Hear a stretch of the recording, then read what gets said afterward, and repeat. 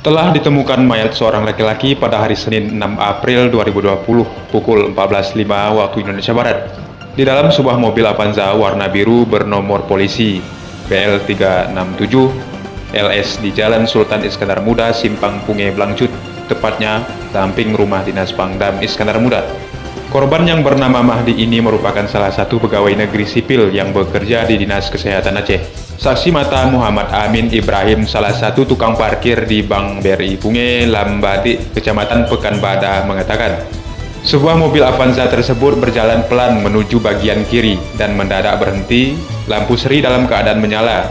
30 menit kemudian, sejumlah masyarakat yang melewati tempat kejadian tersebut mulai berdatangan. Selanjutnya, korban dibawa ke Rumah Sakit Zainal Abidin dengan menggunakan mobil ambulan guna untuk dilakukan pemeriksaan lebih lanjut. Sementara itu, penyebab meninggalnya salah satu warga ini akan dilakukan penyelidikan oleh pihak yang berwajib.